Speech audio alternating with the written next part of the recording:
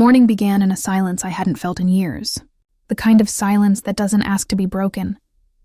It just sits there, heavy and familiar, filling every corner of the room. Outside, the rain had been falling since dawn, soft and unhurried, like it had nowhere else to be. Each drop tapped against the window in a rhythm that felt almost human, steady, patient, forgiving.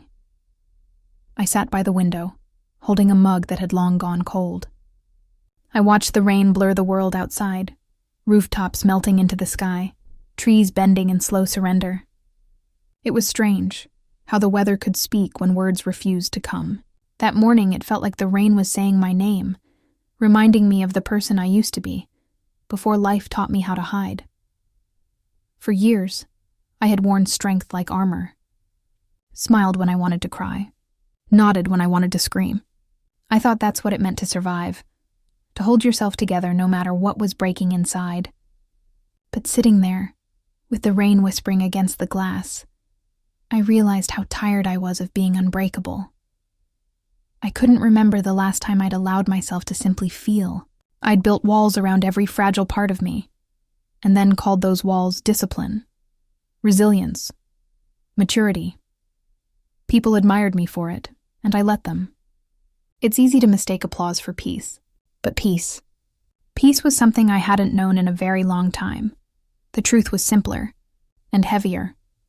I had forgotten how to be human. I watched a single drop slide down the window pane, slow, deliberate, leaving behind a faint glistening trail. I followed it with my eyes until it disappeared into the edge of the frame, and for reasons I couldn't name, my throat tightened. It felt like watching myself vanish in slow motion, a life of quiet strength dissolving under its own weight. I had always believed that strength lived in silence, that if I could endure without complaint, I would somehow rise above pain. But endurance isn't the same as healing. Sometimes it's just another word for hiding. Maybe that's why the rain sounded different that morning. Like a voice I hadn't heard in years, like forgiveness, disguised as weather. I remember closing my eyes and breathing in the damp air. The smell of wet earth, the faint sweetness of jasmine carried from the neighbor's garden. The world felt softer, closer, almost kind.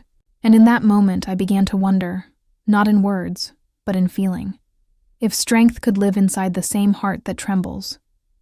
It wasn't a dramatic revelation. No thunder, no lightning, just a quiet ache that had been waiting for me to notice it. A whisper that said, "You're allowed to stop pretending." For the first time in years, I let my shoulders drop.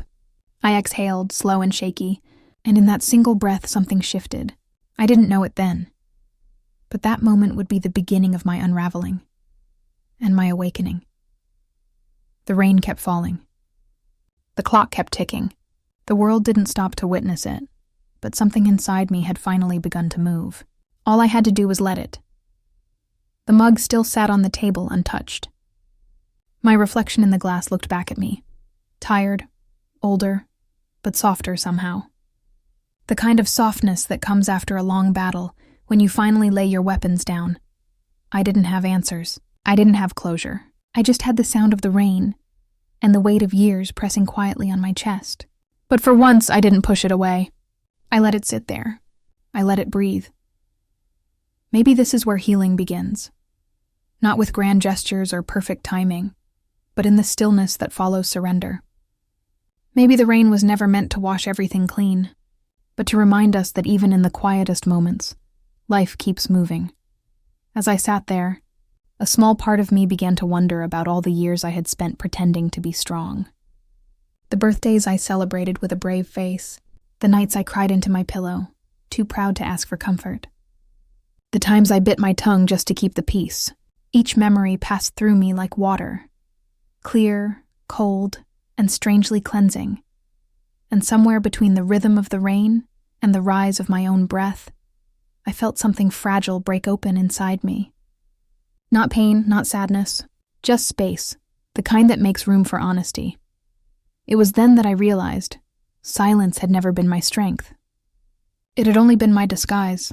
The rain had come to remind me that I was still here, still capable of feeling, still capable of beginning again. That morning I didn't move for a long time. The house stayed quiet except for the rain, I remember touching the window pane, the glass cool beneath my fingertips, and whispering to no one, "I'm still here." It wasn't a declaration. It was a confession, a small, trembling truth that finally found its voice after years of hiding. Outside, the rain softened. A pale light began to break through the clouds, painting the wet streets in silver. For the first time, I noticed the beauty in it, not the melancholy, but the grace. The way the world could be both fragile and whole at once. That was the moment the story began. Not with strength, but with surrender. Not with answers, but with the quiet question that had been waiting all along. What if strength isn't about holding on, but knowing when to let go? There was a time in my life when silence was the language of love, or at least that's what I was taught to believe. I grew up in a house where emotions had no place to rest, where laughter was fleeting, and tears were something to be hidden behind closed doors. My mother cried quietly, like it was something shameful. My father's love was built from distance, measured in responsibility, not affection. And somewhere between their silences, I learned my own. I was the quiet one. The observer. The child who never wanted to be a burden. If I fell, I didn't cry. If I was scared, I smiled. People called me mature for my age. But what they really meant was that I had learned early how to disappear. There's a kind of pride that grows in people who are too afraid to need anyone. I wore mine like armor. I learned to hold my breath when things got heavy, as if stillness could save me. And it did for a while. It saved me from arguments, from disappointment, from the ache of being misunderstood. But it also saved me from love, from connection, from the warmth of being seen. I remember the sound of my mother's sewing machine late at night, the rhythm of the needle-piercing fabric, steady and relentless. I'd lie in bed, staring at the ceiling, listening. That sound became the soundtrack of my childhood, a song of endurance. She never complained, never rested, just kept stitching, thread by thread, as if keeping the family together one seam at a time. In the mornings, her eyes were red, but her smile never wavered. "Be strong," she'd say, her voice soft but firm. And I believed her. I thought strength was silence, that to love someone meant to never let them see your pain. My father. He loved us in a way that didn't look like love at all. His affection came as expectations. Don't cry. Don't talk back. Be grateful. His approval was conditional, like sunlight through blinds, enough to warm your face, but never enough to see clearly. He wasn't cruel, just quiet, distant. And that distance became the space I learned to live in. When I grew older, I carried those lessons like sacred truths. I was the dependable one, the listener, the friend who always knew what to say and never said too much. People leaned on me. They told me I was strong, wise, grounded. I nodded and smiled, even as a small, aching part of me whispered, if only they knew. But they didn't know, because I didn't let them. Every time life offered me softness, I turned it away. I didn't know how to receive it. When someone asked how I was, I said, "I'm fine."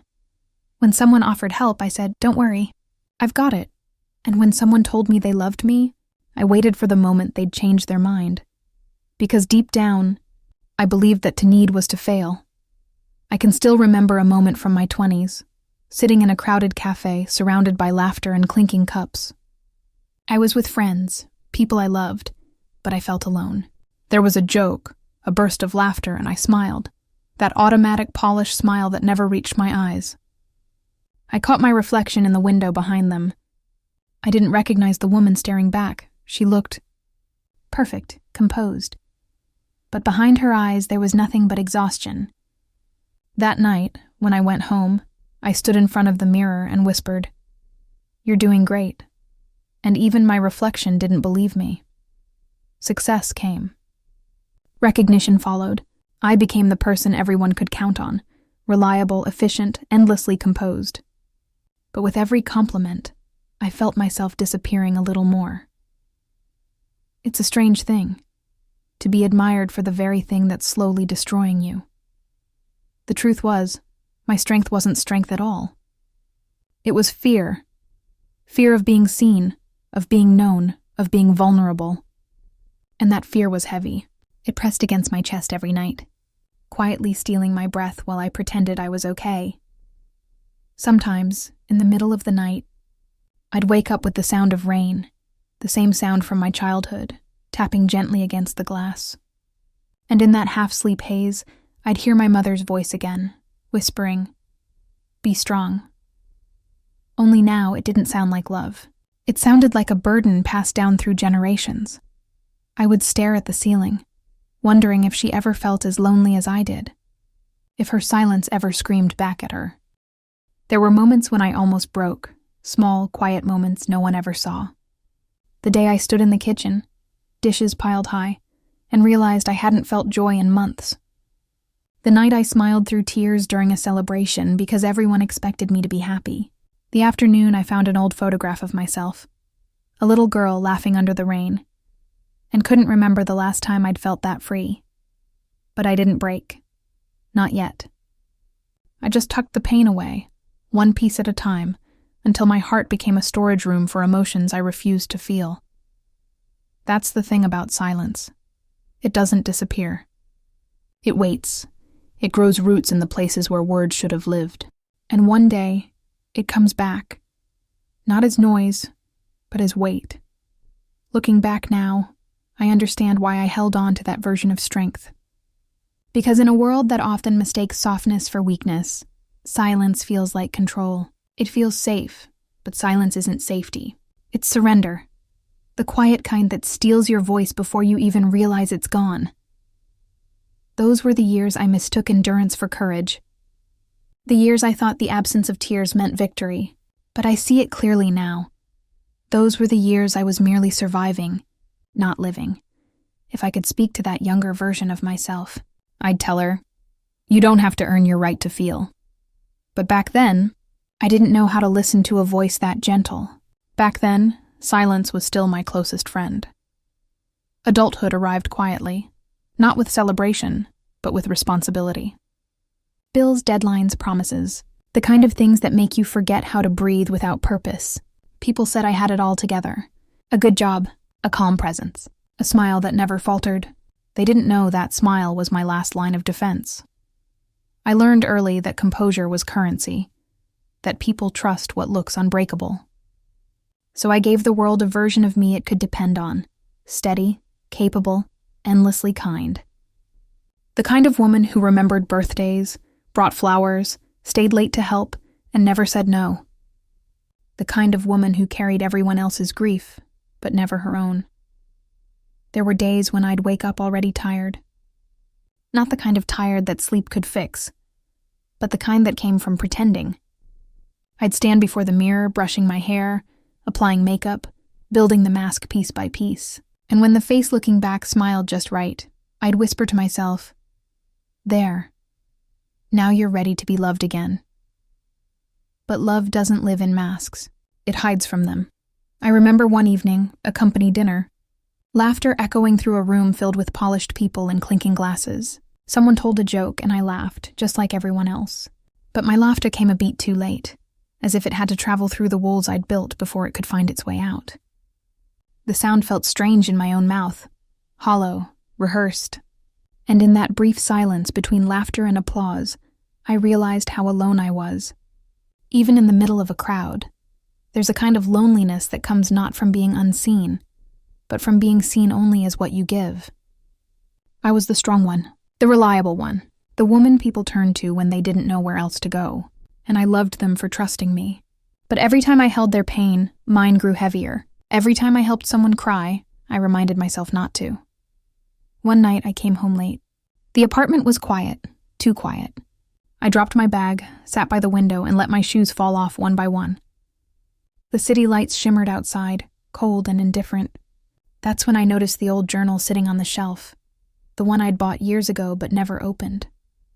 Its pages were still untouched, its spine unbent, waiting.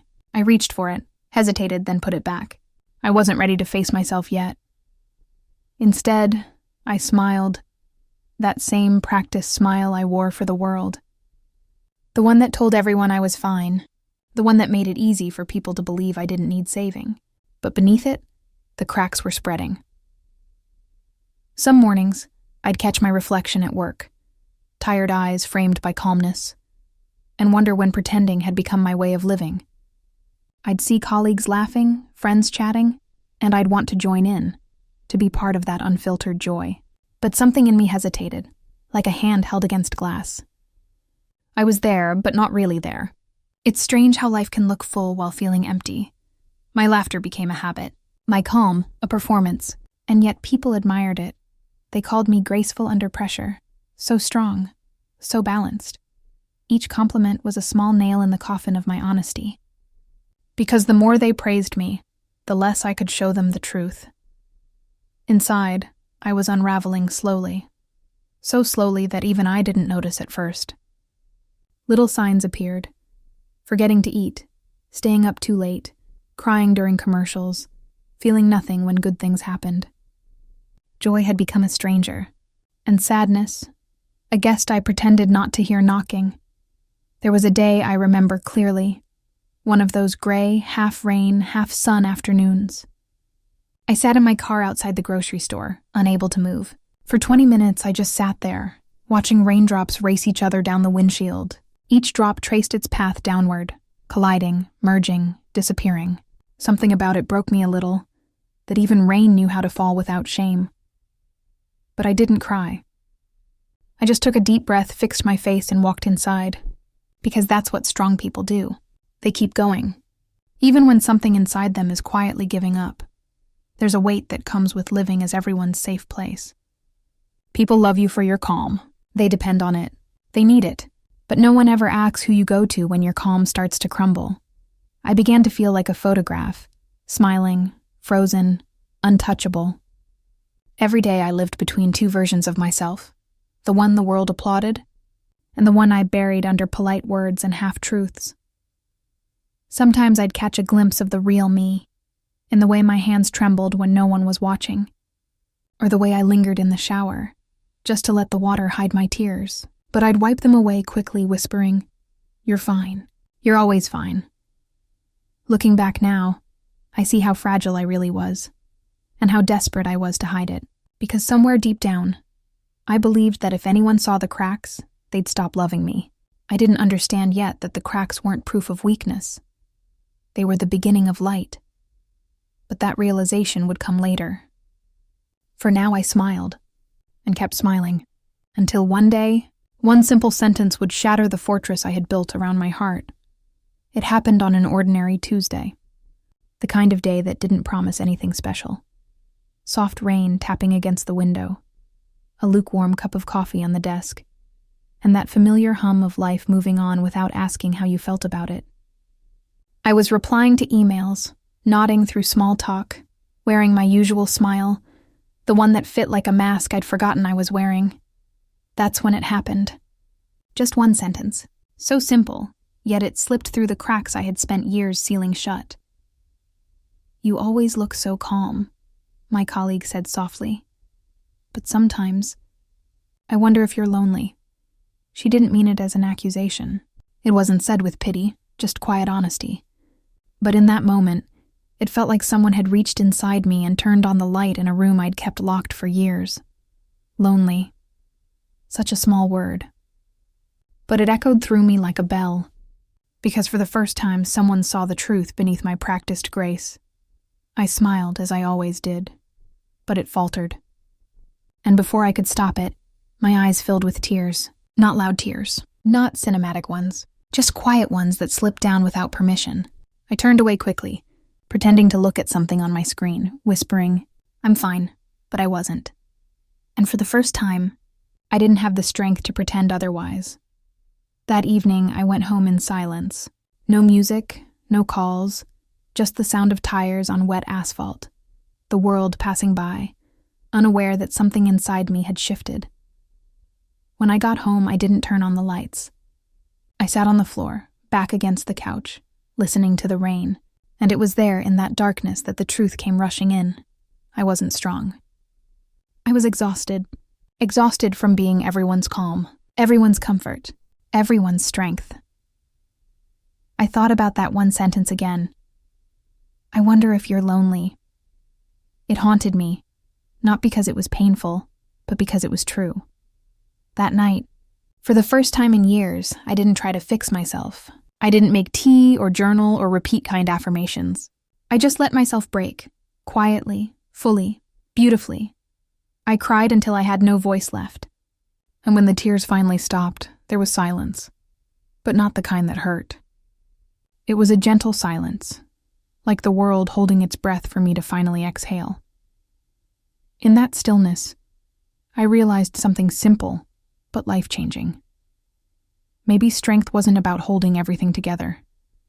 Maybe it was about letting yourself fall apart, safely, honestly, without apology. For years, I had worn my calm like armor. But that night, as I sat surrounded by the debris of my composure, I saw something I had missed. There was beauty in the breaking, tenderness in the truth, and peace in the permission to just feel. The next morning, the world hadn't changed, but I had. The mirror still showed tired eyes, but they looked softer now. My smile wasn't perfect, but it was real, and for the first time, I didn't feel the need to hide behind it. After that night, the silence in my home changed. It used to feel like emptiness, an echo of everything I refused to feel. But now it was different. It felt like space, wide, unsteady, but alive. Days passed quietly. The world went on, meetings, messages, morning routines, but I moved through it like someone learning how to breathe again. Every sound felt louder, every moment sharper. Even the hum of the refrigerator sounded like proof that life was still happening, even when I wasn't trying to control it. I stopped pretending to be okay. I didn't announce it. I just stopped. When someone asked how I was, I told the truth. Not the polished version, but the small, honest one. I'm tired, but I'm trying. At first, it felt strange, like walking barefoot after years of wearing shoes too tight. Vulnerability rubbed against the skin of old habits. But the more I let it be, the softer everything became. There were days when I didn't leave bed, days when the rain outside matched the rhythm of my thoughts. I wrote letters I never sent, to my mother, to an old friend, to myself at 16. Apologies spilled between the lines, not for what I'd done, but for what I'd silenced. Sometimes I'd read them aloud in a whisper, just to hear the sound of my own truth. It startled me how gentle my voice could be, how much love had been hiding under all that restraint. One afternoon, I opened the journal I'd left untouched for years. Its pages were still blank, except for one line written long ago. Be stronger tomorrow. I stared at it for a long time. Then I picked up my pen and wrote beneath it. Maybe strength isn't about tomorrow. Maybe it's about showing up today. That one sentence turned into two. Two became pages.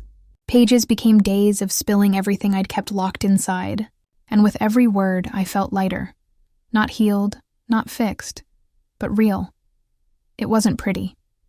Healing never is. There were nights when memories came back like ghosts. The arguments, the goodbyes, the moments I wished I'd spoken but didn't. They came uninvited, but I didn't chase them away this time. I let them sit beside me. I let them talk. And slowly, I began to understand. Pain doesn't disappear when you face it. It transforms. It turns from something that haunts you into something that teaches you, like rain that no longer soaks, but cleanses. One morning, I stood by my window, the same one from the beginning, and watched the rain again. Only this time it didn't feel heavy. It felt like forgiveness. I realized that I wasn't rebuilding myself to be the same as before. I wasn't trying to become stronger. I was learning to be softer. And somehow, that felt like the truest strength of all. In that quiet, I whispered to myself, you don't have to be who you were before the breaking. You just have to be honest about who you are now. And for the first time in years, I believed it. Morning arrived differently now, not with urgency, but with a kind of soft permission. The light that slipped through the curtains no longer felt like a demand to begin again. It felt like an invitation to simply exist. I started noticing things I used to overlook. The way sunlight touched the rim of a teacup, the sound of a distant laugh from the street below, the rhythm of my own breath in the stillness of dawn. Little things that reminded me life was still happening, and I was still part of it. It surprised me how healing began in such ordinary ways. Not through grand breakthroughs or new beginnings, but through quiet moments of honesty, answering a call I once ignored, telling a friend I'm still learning, sitting by the window without needing to fill the silence. There was a day when an old friend dropped by unannounced. She didn't come to fix me. She just sat beside me, sipping tea, looking out at the same rain that had once felt unbearable. We didn't speak much, but her presence reminded me how connection doesn't always need words. Sometimes it's just the courage to stay when things are quiet. The more I allowed myself to feel, the more the world seemed to open its arms. I realized that healing wasn't a straight line. It was a series of gentle returns. To laughter, to trust. To myself, some days I still stumbled. Old habits tugged at me. The urge to smile when I didn't mean it, to say I'm fine out of reflex. But now I noticed it, and noticing became its own kind of progress. I began to write again, not just about pain, but about small joys. The smell of rain-soaked earth, the taste of warm soup after a long day, the sound of wind brushing through leaves like the world breathing beside me. Each entry was proof that I was slowly coming back to life. The journal that once held my breaking now held my becoming. And through its pages, I began to understand something I had never allowed myself to before. That being open doesn't make you fragile. It makes you human. One evening, I lit a candle and sat in the quiet glow of my living room. The flame flickered softly, painting the walls with warmth, and I thought about all the times I'd mistaken silence for peace, when in truth, peace had always lived in the moments I allowed myself to feel everything. The rain came again that night, not the harsh, endless kind, but a tender drizzle that seemed to whisper against the glass. I opened the window just a little and let the air in. It smelled of earth and renewal. For the first time, I didn't close it. I let the rain stay. That was when I realized the cracks I'd spent my whole life trying to hide were never flaws. They were doors, openings for the light to return, and the light did return. Not all at once, but in fragments. In kindness received, in honesty spoken, in moments of laughter that didn't need to be perfect. I didn't need to rebuild the old version of myself. That person belonged to a world where love meant endurance. This new self, softer, open, quietly brave, belonged to a world where love meant being seen. The rain outside slowed to a drizzle. I closed my eyes and listened, not for silence this time, but for rhythm, the rhythm of life.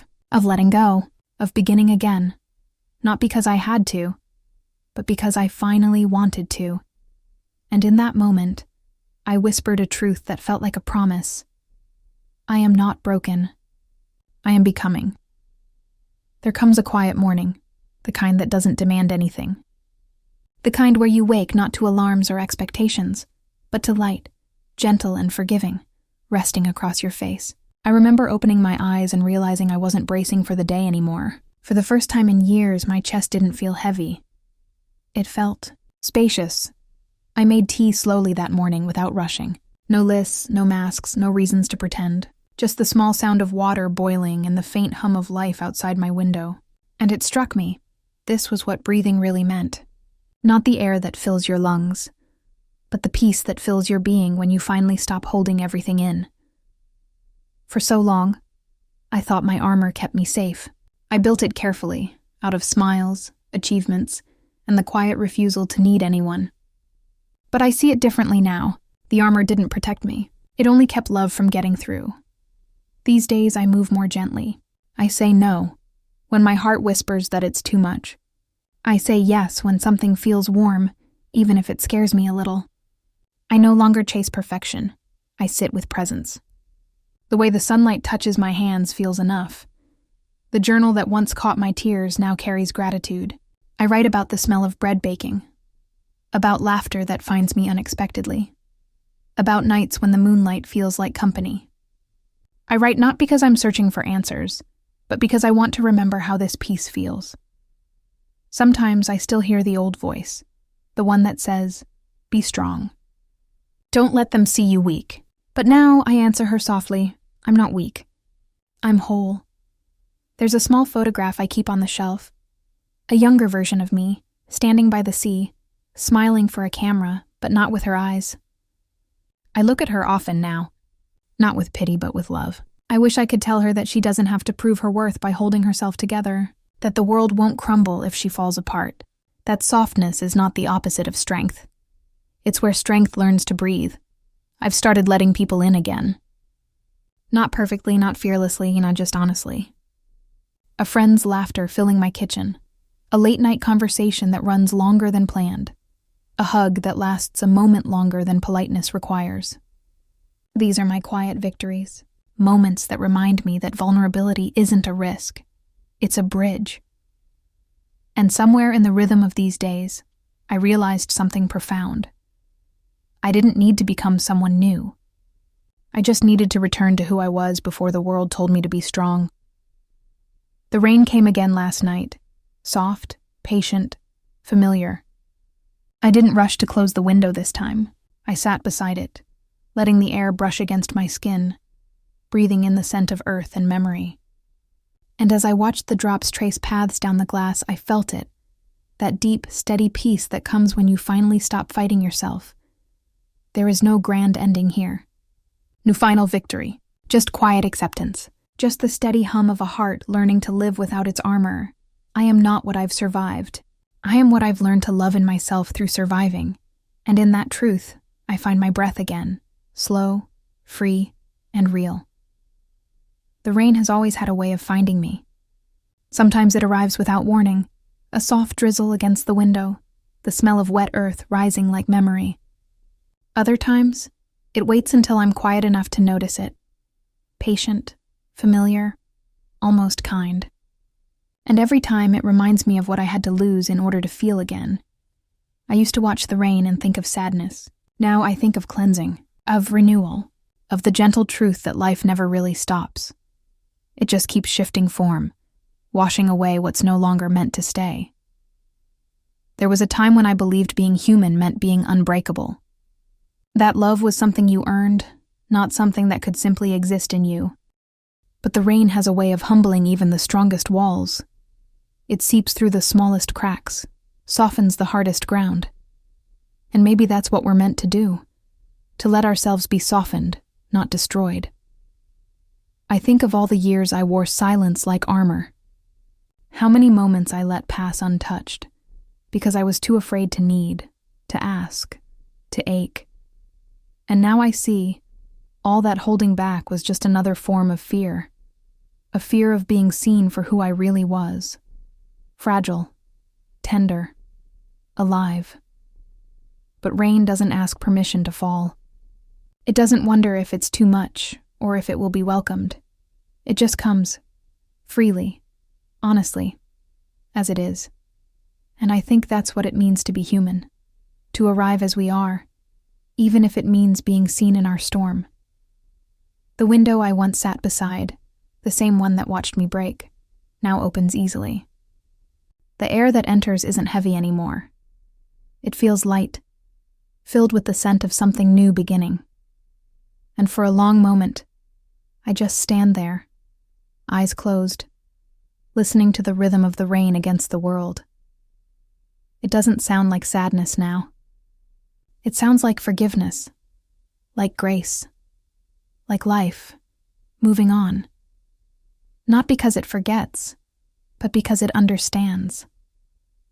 Sometimes I wonder if the rain has always been whispering the same thing, and I was just too busy surviving to hear it. That maybe strength was never about standing still through the storm, but about learning to dance in it, even if your steps are uncertain. So now when the rain comes, I don't hide. I don't close the windows. I let it in. I let it fall on my hands, my face, my heart. Because this, too, is what it means to live, to feel everything, the ache, the beauty, the loss, the wonder, and to still choose to stay open. I used to think the goal was to heal. Now I think it's simply to keep becoming, to keep softening where we once hardened, to keep listening where we once turned away, to keep loving, even when love feels uncertain. The rain doesn't fix what's broken. It just reminds us that we can begin again, as many times as it takes. And so, I sit once more by the window. The same place where the story began. The same sound of rain filling the silence. But now, the quiet feels different. It's no longer heavy. It's whole. I smile, not because everything is perfect, but because I finally understand that it doesn't have to be. Being human was never about having it all figured out. It was about learning to feel, to stay soft in a world that asks us to be hard. And when the rain falls again, as it always will, I won't hide from it. I'll stand in it. I'll let it wash over me, carrying both the pain and the peace I've found. Because now I know I'm strong enough to feel.